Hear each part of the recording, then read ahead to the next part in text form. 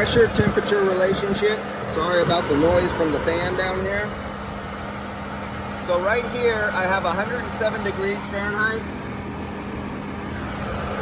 and I have my temperature sensor, my clamp meter, on the discharge of the compressor before it goes into the evaporator. There's no fitting there. This fitting goes down to the liquid side. Now check this out. Let's do a little pressure temperature. You look it up on Google for YF refrigerant. 107 on the chart I was using at 105. That was the closest. They didn't give a 107. At 105 degrees Fahrenheit on YF refrigerant equals 135 psi. So if I had a service fitting attached right here at this point, I would be close to 135 psi. That's the hot, high temperature discharge vapor going into the condenser. But coming out of the condenser, I have 85 degrees Fahrenheit. Now let me grab this, because see over here, right, or 80, what do I got? I got 77, that was before. So let me take it off of the vapor, high pressure discharge, and let me put it over here on the liquid. So this is the liquid line coming out of the condenser right there. Now I'm on the liquid line. And if you see it dropped right there, 79 degrees. But that's 79 degrees after the subcooling. Because remember, the bottom of the condenser has subcooling. So that's roughly that 79, it was 85 degrees.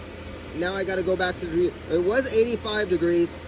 This is messed up because it's a few minutes later. 85 degrees equals 100 psi. So that means at this point, I would be 100 psi when it was 85 degrees, but now it's a little bit lower. Let's go back to pressure. 98 degrees.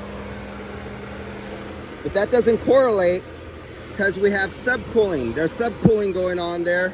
Let's take a look at our subcooling. Subcooling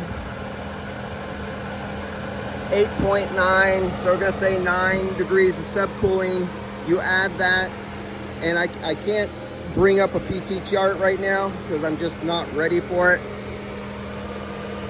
And I totally blew my mind because I took so long preparing to do this line. It wasn't long, but I'm in a rush. That when I was first taking, so what we had 85 degrees, and I was measuring 70 degrees out of the liquid line. It wasn't 85 like I was measuring. It was measuring 70 because when we looked at subcooling at the time, right here, subcooling was 10 degrees. And so our 10 degrees added to the 70 came close roughly to the 85 degrees it should have been.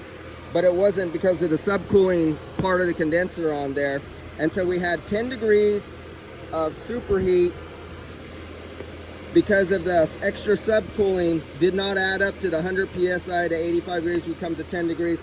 And Brian Orb does a really good video on how to describe this. So does Ty Bremerman on his channel, Love to HVAC. Brian Orb's on HVAC School, and Craig on his HVAC service also does excellent videos on how to come up to subcooling and superheat using the formula. It was really simple, but cars are a little different than commercial. They say it's supposed to follow what residential does, but cars actually don't. They do some things that are a little funny outside of the parameters that normal equipment will run in, but basically under some conditions they follow it, and then once it gets out of those conditions it no longer follows the rules, and it does things that would be considered dangerous for compressors on residential units, but that's just the way cars are. Remember, you got a condenser and an air handler riding down a freeway at 50 miles an hour. You're going from -0 temperatures into plus 100-digit temperatures. You have heat, you have vibration, and you have alternating speeds of the compressor, where under a normal residential fixed piston compressor you don't have that. You have the ram air effect going over a condenser going down at 65 miles an hour when you don't need that much cooling, but a residential condenser sits outside where there's no air blowing unless there's a hurricane.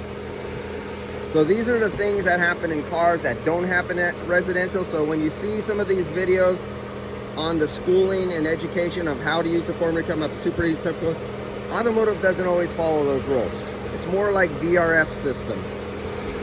All right, guys, that's it. I hope somebody grasped that. That I'm hooked on the liquid line right down there.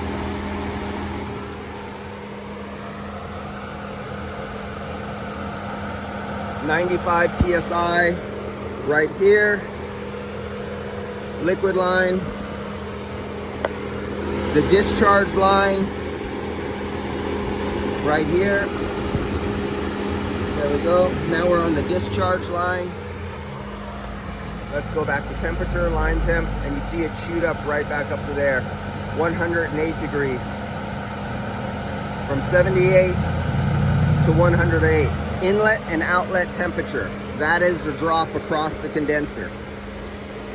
All right, guys, I'll see. And actually, it's a little messed up because compared to residential air conditioning, you'll take the temperature of the discharge line. It won't have a receiver dryer after it with an extra subcooling circuit after it on residential the same way it will automotive. See you guys later.